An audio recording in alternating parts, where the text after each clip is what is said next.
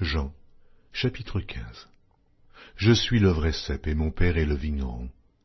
Tout sarment qui est en moi et qui ne porte pas de fruit, il le retranche, et tout sarment qui porte du fruit, il l'émonde, afin qu'il porte encore plus de fruits. Déjà vous êtes purs, à cause de la parole que je vous ai annoncée. Demeurez en moi, et je demeurerai en vous. Comme le sarment ne peut de lui-même porter du fruit s'il ne demeure attaché au cep, ainsi vous ne le pouvez non plus, si vous ne demeurez en moi. Je suis le cep, et vous êtes les sarments. Celui qui demeure en moi, et en qui je demeure, porte beaucoup de fruits, car sans moi, vous ne pouvez rien faire. Si quelqu'un ne demeure pas en moi, il est jeté dehors, comme le sarment, et il sèche. Puis on ramasse les sarments, et on les jette au feu, et ils brûlent. Si vous demeurez en moi, et que mes paroles demeurent en vous, demandez ce que vous voudrez, et cela vous sera accordé. Si vous portez beaucoup de fruits, c'est ainsi que mon Père sera glorifié, et que vous serez mes disciples. Comme le Père m'a aimé, je vous ai aussi aimé. Demeurez dans mon amour. Si vous gardez mes commandements, vous demeurerez dans mon amour, de même que j'ai gardé les commandements de mon Père et que je demeure dans son amour. Je vous ai dit ces choses afin que ma joie soit en vous et que votre joie soit parfaite. Ceci est mon commandement. Aimez-vous les uns les autres comme je vous ai aimés. Il n'y a pas de plus grand amour que de donner sa vie pour ses amis.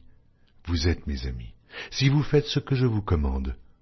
Je ne vous appelle plus serviteur, parce que le serviteur ne sait pas ce que fait son maître, mais je vous ai appelé ami parce que je vous ai fait connaître tout ce que j'ai appris de mon Père. Ce n'est pas vous qui m'avez choisi, mais moi je vous ai choisi, et je vous ai établi, afin que vous alliez et que vous portiez du fruit, et que votre fruit demeure, afin que ce que vous demanderez au Père en mon nom, il vous le donne. Ce que je vous commande, c'est de vous aimer les uns les autres. Si le monde vous hait, sachez qu'il m'a haï avant vous.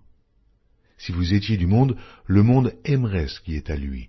Mais parce que vous n'êtes pas du monde, et que je vous ai choisi du milieu du monde, à cause de cela, le monde vous hait.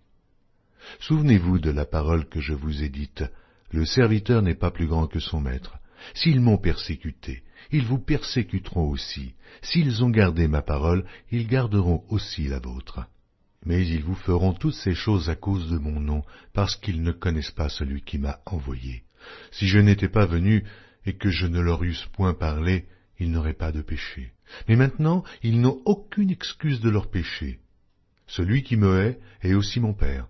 Si je n'avais pas fait, parmi eux, les œuvres que nul autre n'a faites, ils n'auraient pas de péché. Mais maintenant, ils les ont vus, et ils ont haï moi et mon Père. Mais cela est arrivé afin que s'accomplît la parole qui est écrite dans leur loi, ils m'ont haï sans cause.